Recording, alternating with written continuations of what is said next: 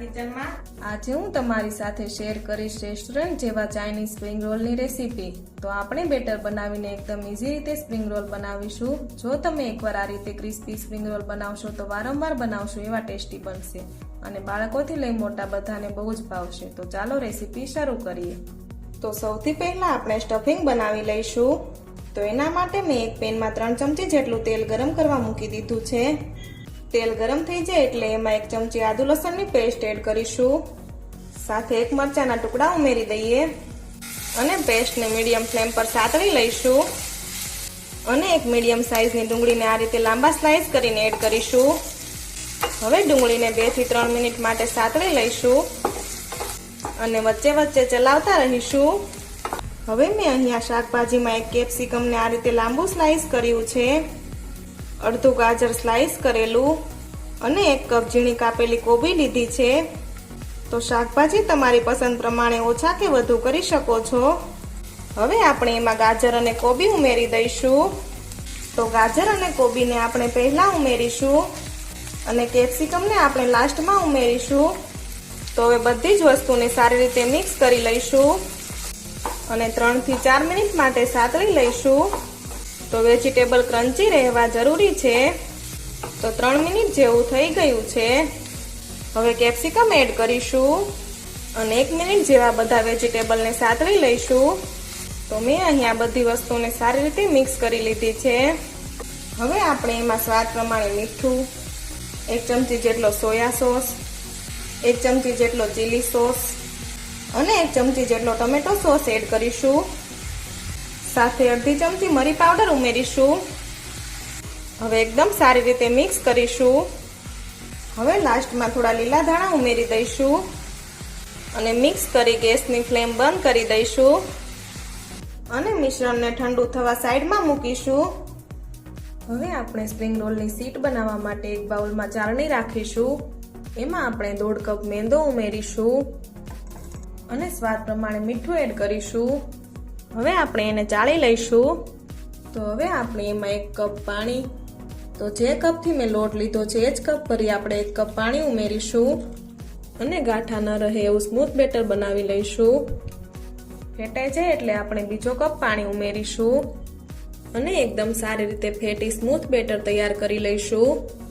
તો 1/2 કપ લોટની સામે મને 2 કપ પાણીની જરૂર પડી છે। તો આ રીતનું સ્પ્રિંગ રોલનું બેટર હોવું જોઈએ।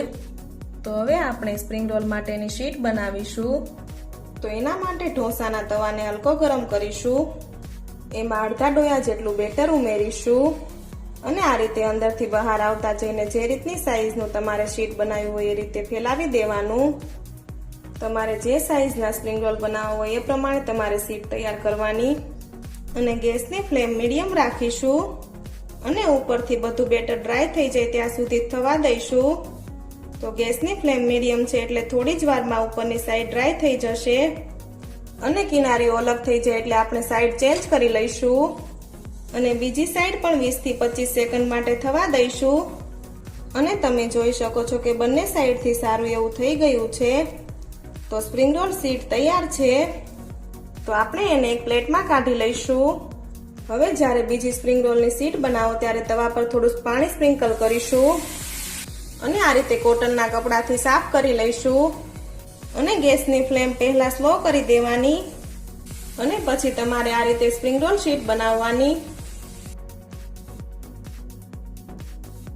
ઉપરથી આ રીતે ડ્રાય થઈ જાય એટલે સાઈડ ચેન્જ કરી લઈશું અને બીજી સાઈડ પણ થોડી સેકન્ડો માટે થવા દઈશું। તો આ રીતે સ્પ્રિંગ રોલ શીટ તૈયાર થઈ ગઈ છે। હવે આપણે આ રીતે ચોપિંગ બોર્ડ પર એક શીટ લઈશું અને જે બેટર છે એમાં મેં થોડો વધારે મેંદાનો લોટ ઉમેરી થોડી જાડી પેસ્ટ તૈયાર કરી લીધી છે અને સ્ટફિંગ પણ ઠંડુ થઈ ગયું છે। હવે આપણે એમાંથી 1 ચમચી જેટલું સ્ટફિંગ આ રીતે શીટ પર રાખીશું અને આ રીતે આપણે ડબલ ટાઈટ રોલ વાળી લઈશું અને આ રીતે બંને સાઈડ ફોલ્ડ કરીશું અને જે પેસ્ટ આપણે તૈયાર કરી એને બંને સાઈડ લગાવી દઈશું અને ટાઈટ રોલ વાળી પેક કરી લઈશું। તો હળવા હાથે રોલ કરીશું, નહીં તો શીટ તૂટી પણ શકે છે। તો આ રીતે આપણે બીજો રોલ વાળીશું। તો 1 ચમચી જેટલું સ્ટફિંગ લઈ આ રીતે ટાઈટ રોલ વાળી લઈશું અને બંને સાઈડ લઈ લગાવી લઈશું અને આ રીતે ટાઈટ રોલ કરી લઈશું. તો આ રીતે આપણે બધા સ્પ્રિંગ રોલ બનાવી લઈશું. તો તમે નાના કે મોટા કોઈ પણ સાઈઝના તમારે સ્પ્રિંગ રોલ બનાવવો હોય એ રીતે તમે બનાવી શકો છો. અને હવે આપણે સ્પ્રિંગ રોલને ફ્રાય કરીશું. તો તેલ ગરમ કરવા મેં રાખી દીધું હતું.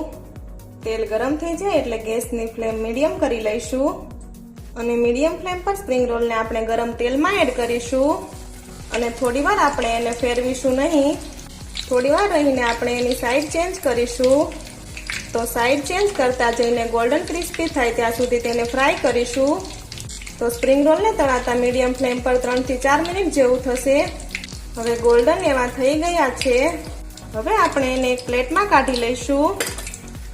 તો હવે ગરમા ગરમ સ્પ્રિંગ રોલને શેઝવાન સોસ, માયોનીઝ કે ટમેટો સોસ સાથે સર્વ કરો તો બાળકોથી લઈ મોટા બધાને બહુ જ ભાવશે. તો આ રીતે રેસ્ટોરન્ટ સ્ટાઇલ સ્પ્રિંગ રોલ ઘરે બનાવવા ખૂબ જ સરળ છે. તો તમે ઘરે ક્યારેય સ્પ્રિંગ રોલ ના બનાવ્યા હોય તો આ રેસીપી એકવાર જરૂરથી ટ્રાય કરજો. તો તમને મારી આજની રેસીપી ગમી હોય તો કોમેન્ટ કરી જરૂરથી જણાવજો. સાથે મારા વિડીયોને લાઈક અને શેર કરજો અને મારી ચેનલને સબસ્ક્રાઇબ કરવાનું ના ભૂલશો. Thank you for watching.